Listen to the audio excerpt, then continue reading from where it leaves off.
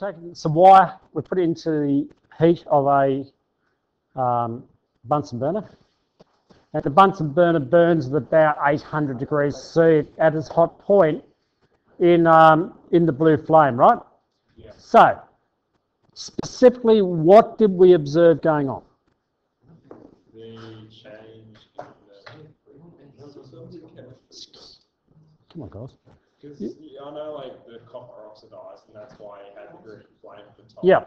So we had one thing going on where you were actually burning the metal, and so you got a green flame, and that's characteristic of the metal. We've seen that with flame testing. If you've got one particular type of flame metal, and you put it into a flame, it will go the same colour because it burns that colour. It combines with oxygen, and it makes that colour.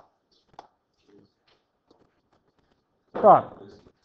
Second, so as it combines the oxygen, oxidizes, burns, you get the green with the copper. That's okay, but that's not actually what we're looking for in here. There's something else going on. Was the change, is the colour change at a frequency, the frequency increased? Okay, now let's be careful to describe what we saw here. We saw that the metal changed colour. Was it predictable? Absolutely predictable. So what was there a relationship between? The heat and colour. The temperature of the metal and the colour it went. So you could actually graph that, couldn't you, to look at the temperature versus the colour. And then what Brad was sort of hinting towards is that the colour is related to some aspect of the wave, which was the frequency of the wave. So when it was a lower temperature, you got red light, which is a low frequency wave. As it got hotter, you got an orange light, which is a higher frequency wave, all the way through to the yellow coloured, which means it's a higher frequency again, and so on. So it moves through its spectrum. The reason you're getting light given off by this copper, because it's giving off light waves. So we'll also go to a point where it would like light up like higher parts of the spectrum that we can't see. Goes to blue, and I've seen metal glowing a bluish colour from that. Right. And you see it in stars. Okay? I don't understand. Like, how come you can get metal to glow white, but then it goes to bluey colour. We're going to cover that in the. blue's colour than white? I thought white was No. Don't forget, white light is a combination of a large part of the spectrum. Yeah. It's not one frequency. And as you go higher, let's see what's going on here. What is causing the light to be emitted by what was a cold piece of copper? Yeah, but what's happening when you heat it? the particles start to Yep. move. Which particles particularly? Electron. The electrons. So J.J. Thomson came up with the model that there's these things called electrons, and there was an understanding from Maxwell that when you get charges moving, they're going to give off light, right? The electromagnetic waves, light is which one of them. So you can see quite simply that when you put energy into atoms, the charged particles in them start to move, vibrate. They gain energy, and then they release that energy again by dropping down. And that's the idea of the excited electrons. They move from one energy level to the next and drop down again. And as they do that, they give off some sort of radiation. If you give it the right amount of heat, and in fact it's very specific what it will do, is it will give off different frequencies of light. So when it's cold, they're only bouncing around a little bit. There's only a low level of excitation, it's called. Then you get red light. As you increase the temperature in there, the excitation of the electrons gets greater, and so you increase the frequency of them bouncing up and down, rather like popcorn in a jar. And that creates heat, but also creates light. Why? And so because bouncing electrons, Why bouncing electrons create light? because Maxwell said if you move to have a charge, a changing charge, it's going to create an oscillating charge, you're going to create electromagnetic waves. Heat is one expression of electromagnetic radiation, but so is light. And so if you excite them enough, you're going to get light. Yep. So you get radio waves. Well, any light is a form of radiation. It means energy going out from something. So any electromagnetic waves coming off something is radiation. So there could ever be UVs coming off that. Well, there weren't because it didn't get hot enough. But you could make things where that is potentially... Like if you look at a sun, you get radio waves off them, you get light, and you get UV, and you get X-rays, and in fact from our sun you get gamma rays coming off. So in a way, it's not Yeah, that's right. It is. Well, in a sense, yeah, very much so. Hello, this is 101 Sun FM, and today we're going to be broadcasting from Great Band Solar. And in fact, if you measure, there are solar observatories. There's one in Narrabri, which you can go to, and they take photos of the sun and they monitor things like the radio waves from it and whatnot. So because it tells us lots about what's going on in it. But what you can see is there is a predictable way that light is given off by things which get hotter. Now, scientists became interested in this because you can map it. And they wanted they wanted to develop a way of looking at the radiation given off by hot objects, and they developed something called a black body. And a black body is very simply an object which is almost perfectly black. Now, what do perfectly black objects do with anything that's shone on them? Absorb it. So what you do, you get this perfectly black object, the ball or even a box of it, and you can heat it by shining either radiators on it or putting in a flame if you want or whatever, and subject it to radiation. And it will do what? Absorb it all and heat. It'll heat up. It'll keep heating up until you take away the source of radiation, and then, because of the law of thermodynamics, it will then release that radiation, won't it? Like if you put something in front of a heater and heat it really hot, and then put it in a cold room, the heat out of that thing will radiate out, won't it? That's what a black body does. And you can map what's going on. You get black body curves.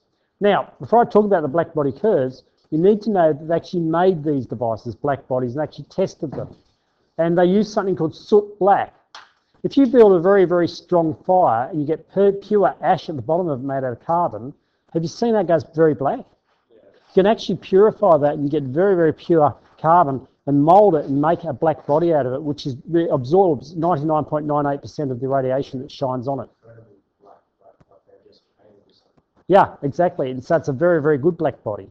And so they could make these black bodies and test them, yep. A black body? Yeah. No, that's the iris. Pupil, I should say. Now,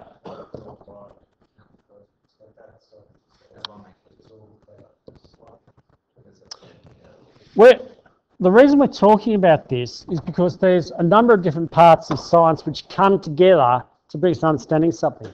What you can do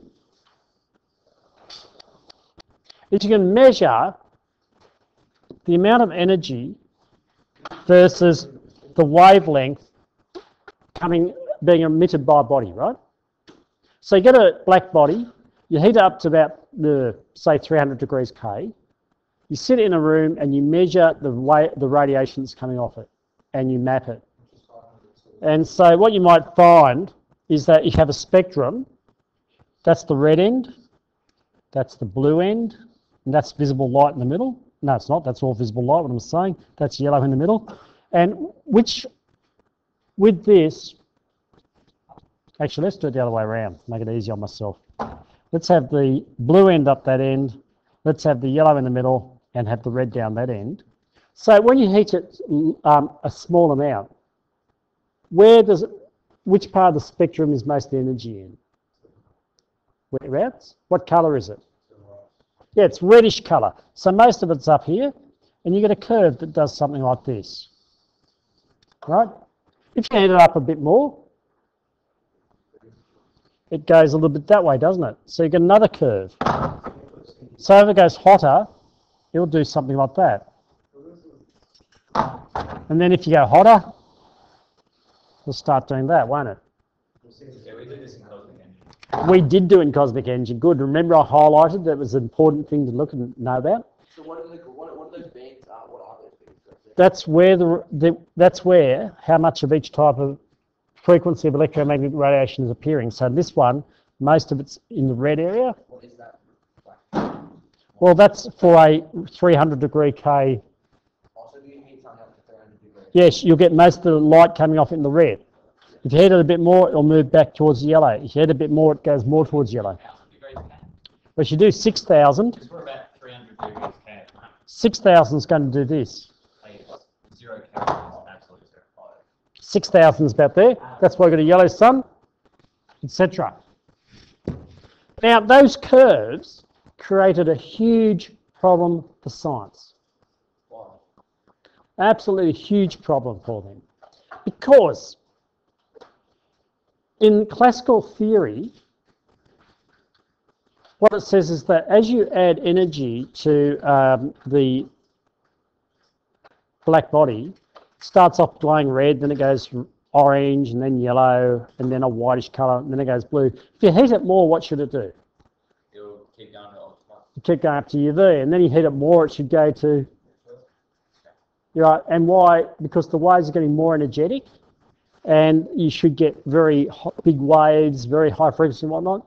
Well, strange enough, those curves didn't do that. They did other things which weren't predicted by classic wave theory.